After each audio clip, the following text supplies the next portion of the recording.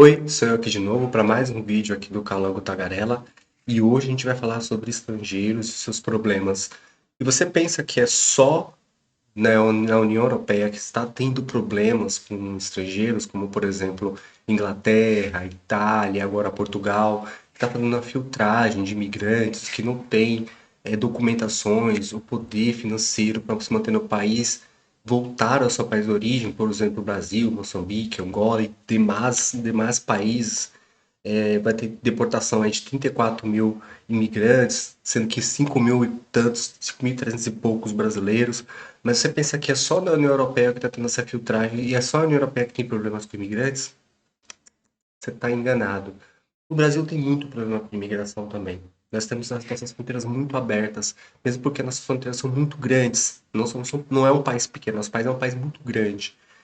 Principalmente porque a gente tem muito problema, por exemplo, na fronteira norte, né? Lá em Roraima, Pacaraima, 80% dos partos nas maternidades daquela região são de venezuelano. O venezuelano lá está recebendo Bolsa Família, por exemplo. Quem paga isso? Somos nós brasileiros. Fora todo o desvio de dinheiro para construir portos de Mariel em Cuba, metrô na Venezuela e outras coisas ainda mais que são dos nossos impostos que foi tirado. Seria ter se investido no próprio país, foi para fora. Políticas dos governos, últimos governos que passaram pelo país.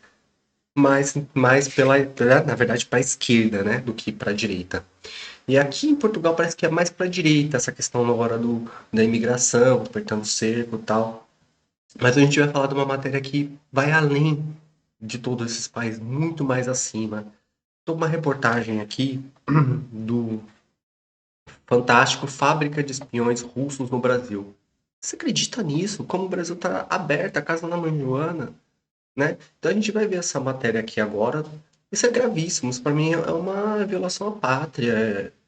Tomara que os órgãos responsáveis estejam tomando alguma atitude, né? De pôr cartórios dentro do hospital mesmo, para o bebê já nasceu, ser registrado, ou ter códigos, cartões, porque um país que entra dentro do outro e põe espiões que se passam por pessoas e acabam cometendo até crimes, isso é muito grave. Então vamos aqui para a reportagem, tá? Eu vou colocar aqui para vocês.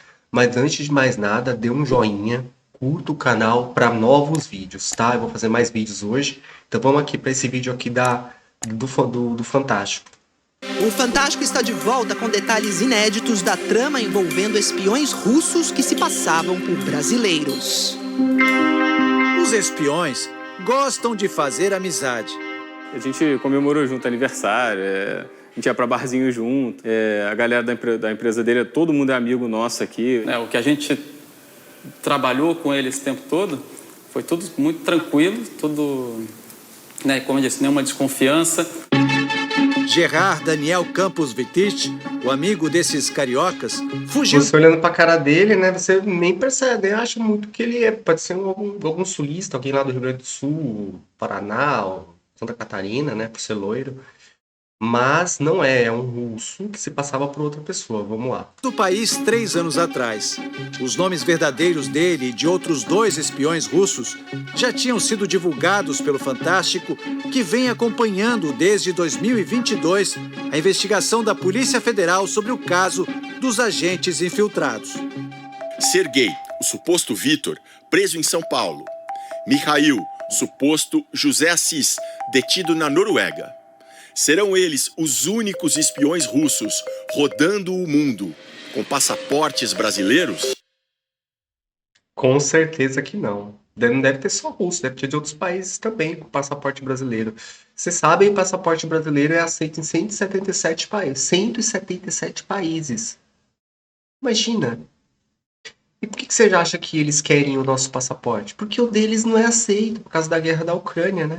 Então eles precisam passar por outras pessoas, conseguir as documentações de um país neutro para ingressar nos países que realmente eles têm interesse de ficar. No caso do Brasil é só uma passagem para poder, vamos dizer assim, é para você poder se camuflar. O Brasil você se camufla no Brasil e vai para aquele país passando por outra pessoa, passando por um brasileiro. Então, como isso mais uma coisa para queimar o nosso filme, né? Já basta os próprios alguns, né, brasileiros já fazerem algumas bobagens aí pelo mundo, imagina agora até gente de outro país. A resposta veio esta semana numa reportagem do The New York Times. O jornal americano apresentou uma lista de 9 espiões. Os 3 que o Fantástico mostrou e outros... Olha a carinha.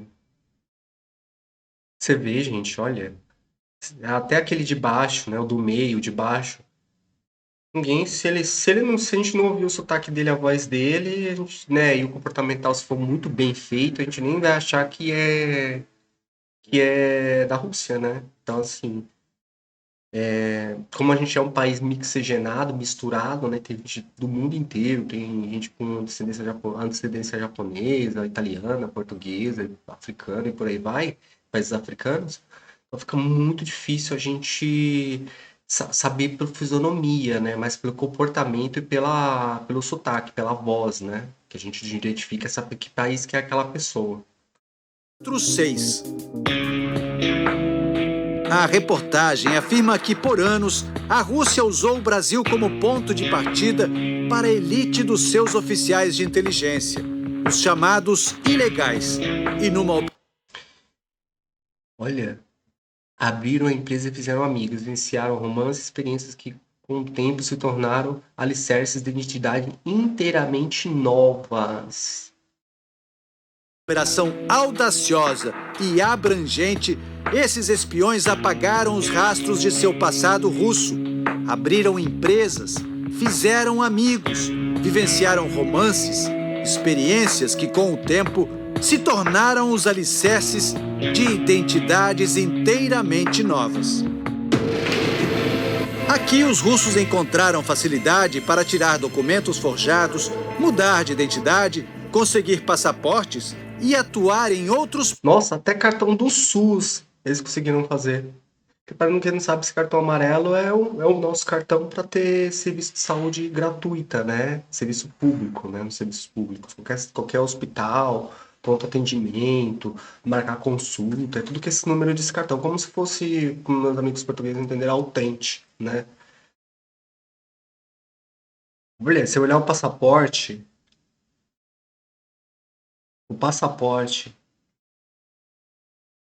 muito. Vamos lá.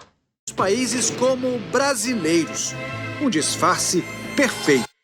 Olha. Querem saber como... Não quero saber. Não pago, tá, gente? Não pago o YouTube mesmo. E eu não quero saber. Vamos deixar ela aí, porque ela quer entrar no celular do namorado dela. Estou ensinando a fazer isso aí, né, gente? Isso é crime, tá? Só pra saber. Vamos lá. A chamada fábrica de espiões funcionava no Brasil desde os anos de 1980, quando a Rússia ainda era parte da União Soviética e os espiões atuavam para a temida KGB. Então foram registros que aconteceram lá em 1986, 1982. Não era necessário apresentar nenhuma documentação que comprovasse o nascimento de uma criança brasileira. Bastava que os pais fossem ao cartório e fizessem a declaração. Dessa forma, existia uma fragilidade. Para os russos, o Brasil era um investimento de longo prazo. Um vídeo ao qual o Fantástico teve acesso com exclusividade revela como o esquema foi além da falsificação de documentos. Essa testemunha, ouvida por autoridades brasileiras e americanas, revelou que diplomatas russos participaram ativamente da trama. Eu tive contato com 4 russos só. No início eu não imaginava assim, eu achei que era uma amizade, pelo menos. O depoimento gravado numa sala da Polícia Federal é resultado de um acordo de cooperação internacional.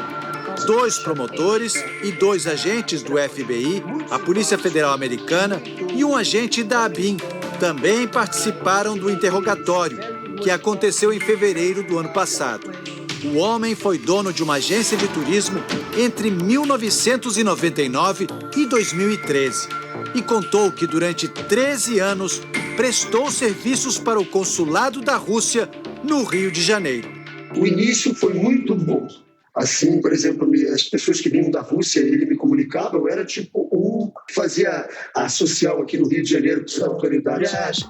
A pedido dos russos, a testemunha mandou dinheiro daqui para o espião Sergei Cherkasov, que na época estudava na Irlanda com um passaporte brasileiro. Serguei chegou ao Brasil em 2010, com o passaporte russo em seu nome verdadeiro, mas a partir daí adotou a identidade falsa de Vitor Miller Ferreira. Em mensagens de texto para um colega de espionagem examinadas pela Polícia Federal, Serguei Cherkasov conta que conseguiu a papelada brasileira com a ajuda de uma amiga. O envio de dinheiro, né, sempre me traziam envelopes para enviar o quanto podia, a pretexto de que ele estava estudando na Dublin. Ele passava me pegava de carro, né? A gente almoçava. Inclusive, teve uma vez que chegou a me dar tipo quase 40 mil para botar na minha conta, 40 mil reais. E numa época eu fiquei lisonjeado porque eu achei que eles confiavam em mim. Mas quando começou essas remessas a se tornarem constantes, isso começou a me incomodar.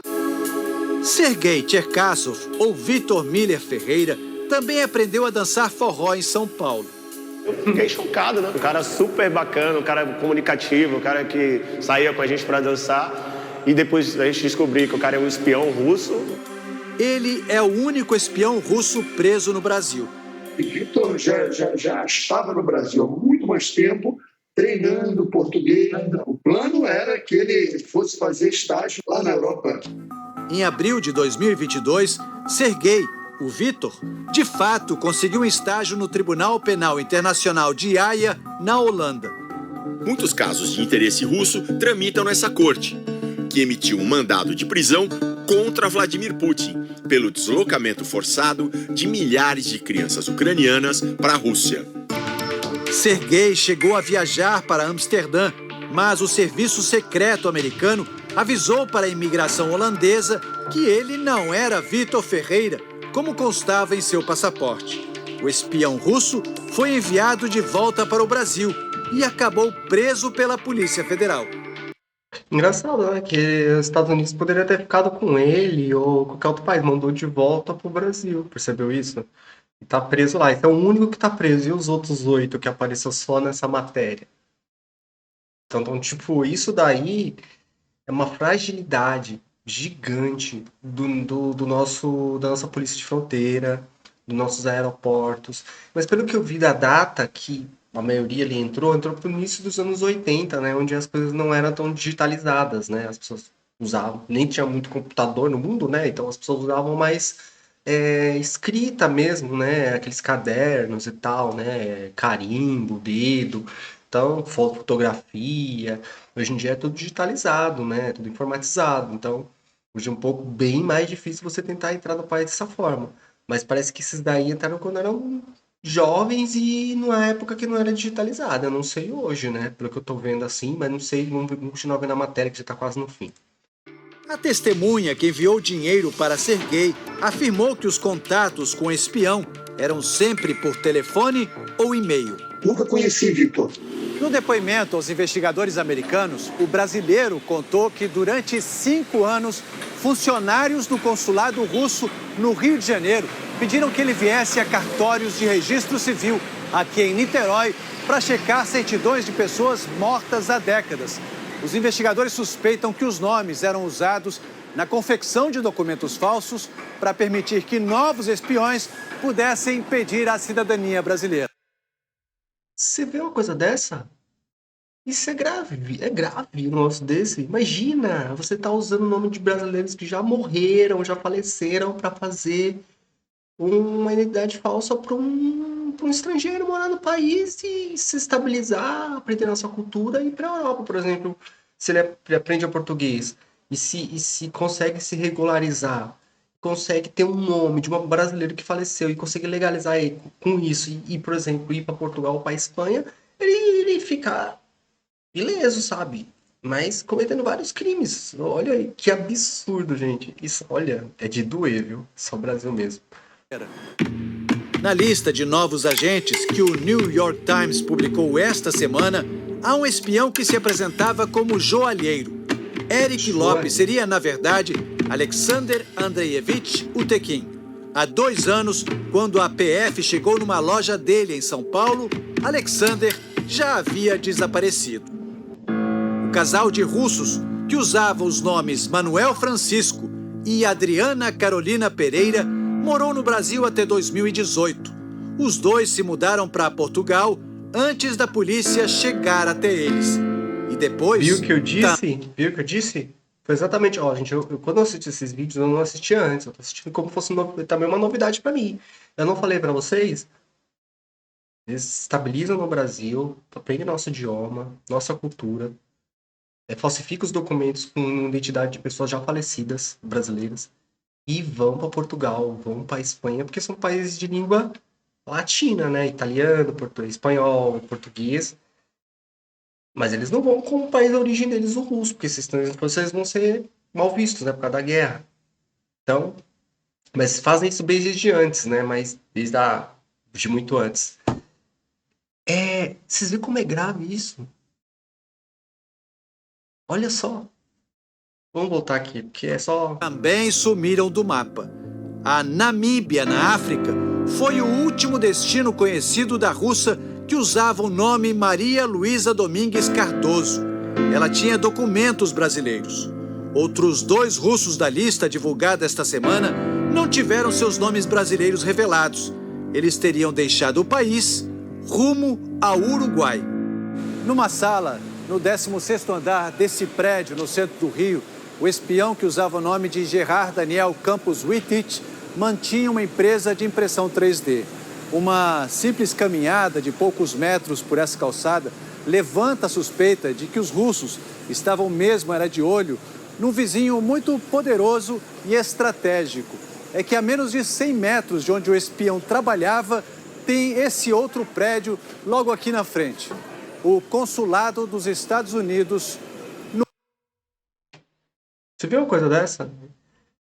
Tudo em volta de lugares com muita informação, tipo o consulado americano no Rio de Janeiro, e eles abriram uma gráfica de impressão, uma loja de gráfica, né, essas lojas, de frente pro consulado.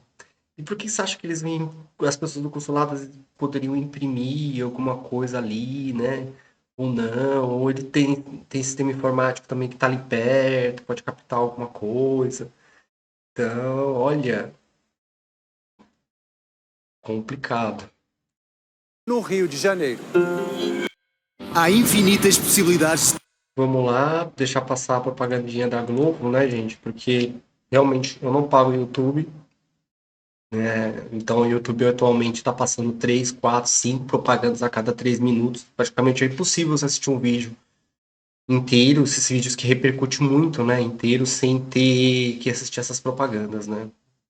Mas eles têm que ganhar dinheiro de alguma forma, né? Então por isso que a gente que é pobrinho não paga essas coisas, que é muito caro. Já pago Netflix, já em Amazon, né? Não vou pagar mais o YouTube. Então, assim, vamos lá pro vídeo.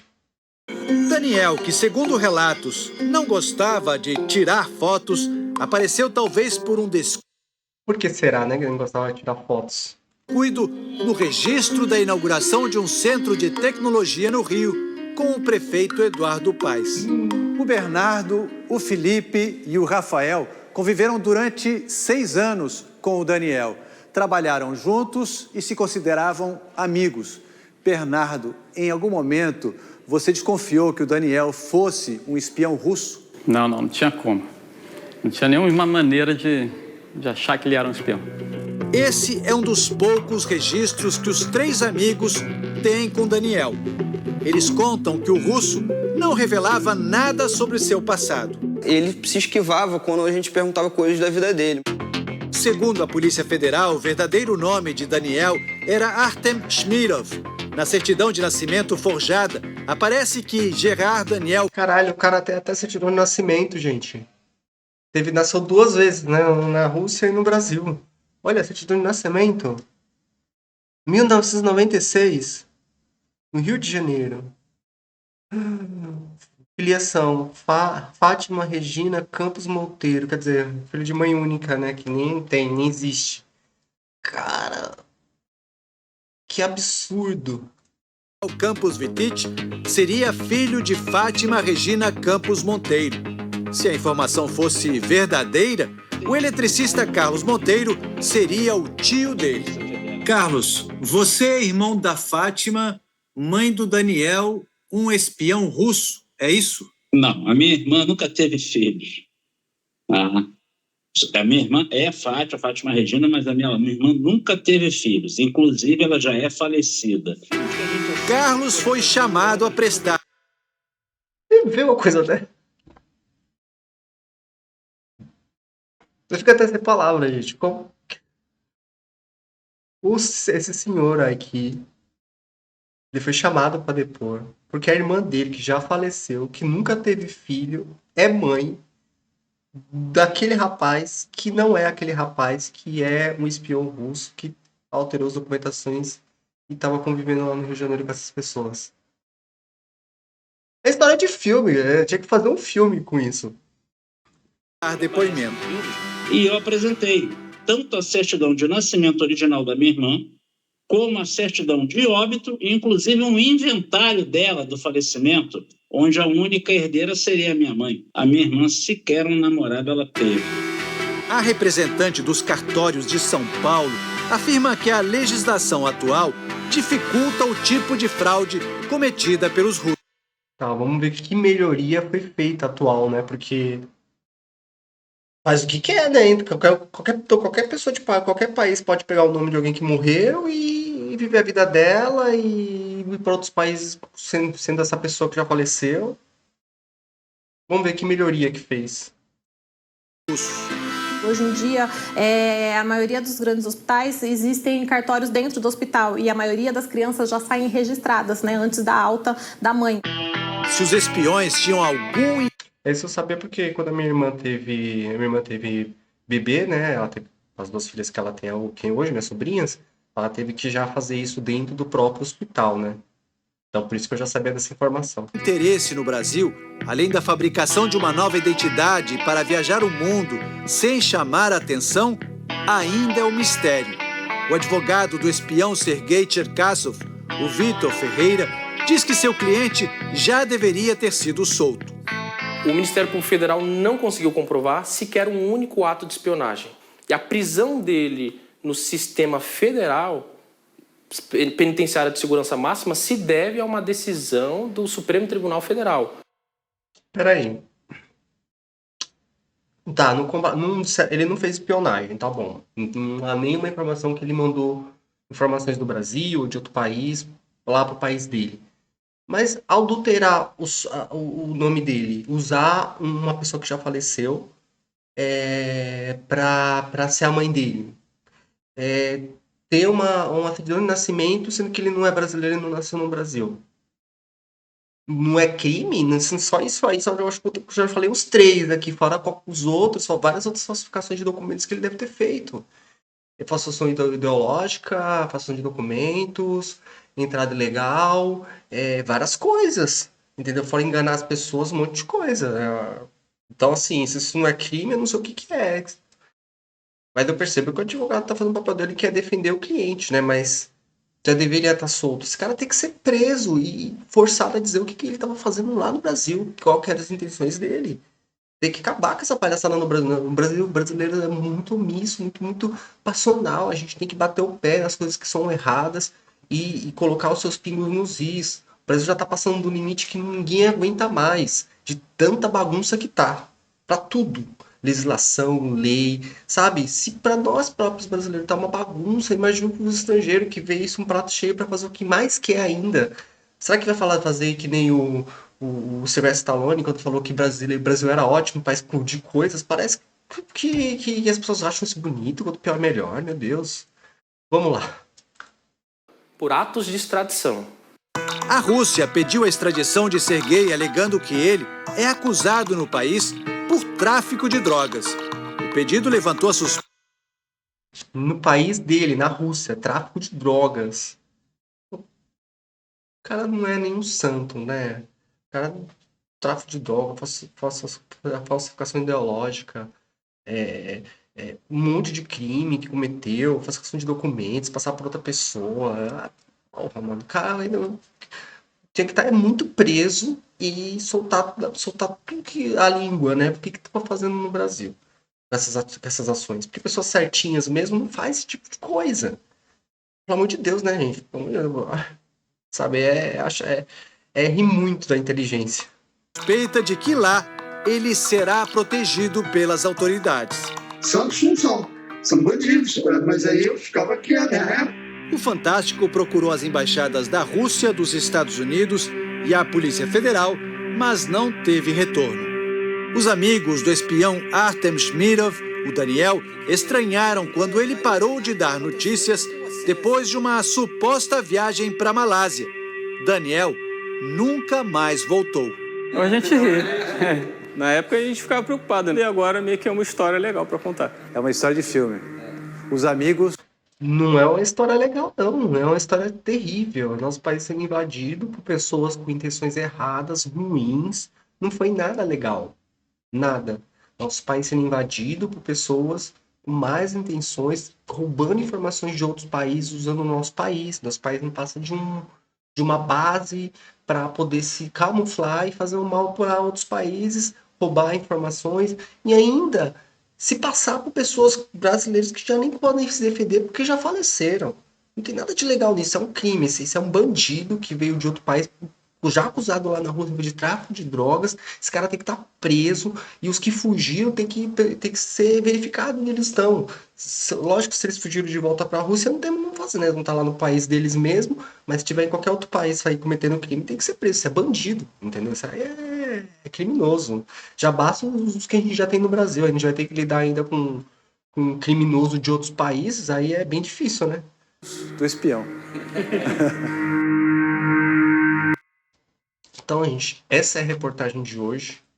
Eu assisti junto com vocês isso aqui e fiquei bem pasmo, porque, poxa, isso aqui, o Brasil tem que ter uma legislação, tem que ter uma forma um mecanismo muito mais severo para filtrar as pessoas que entram no Brasil, porque tá entrando um monte de gente. Eu entendo que muitas pessoas que entram no Brasil estão fugindo de ditadura, como lá da Venezuela, fugindo de países com guerra, por exemplo, lá da Ucrânia, eu entendo, mas só que não é entrar todo mundo, é entrar as pessoas realmente que são necessitadas, que são pessoas que estão fugindo de uma guerra ou de um evento climático ou de alguma ditadura sanguinária, que sejam identificadas, que sejam monitoradas, porque elas são imigrantes dentro do nosso país, então a gente tem que verificar. É a mesma coisa que estão fazendo em Portugal agora.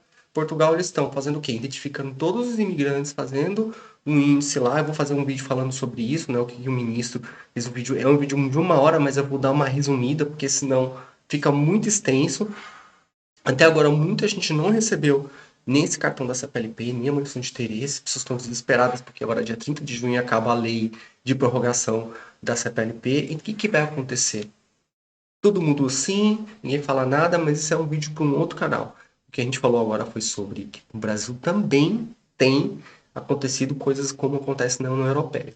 Só que as pessoas que vão para o Brasil, elas usam o Brasil como uma base para se disfarçar, mudar a identidade para ir para países que sim, que realmente têm interesse. Que é Estados Unidos, os países da União Europeia, entendeu? Então, tipo, o Brasil acaba sendo só sendo usado, mas a gente não pode deixar isso acontecer. As autoridades do Brasil têm que se atentar a isso, entendeu? O que acontece dessas pessoas irem e entrarem com tanta facilidade, se conseguirem documentos e ninguém fala nada, entendeu? Então a gente sabe tá lógico que deve rolar isso aí, muita gente deve ser omissa, mas essas aí são cúmplices desses criminosos que vêm de fora, né? Então esse é mais um vídeo do canal do Calango Tagarela. Dá um joinha aí, curta o canal e é isso. Tchau, tchau.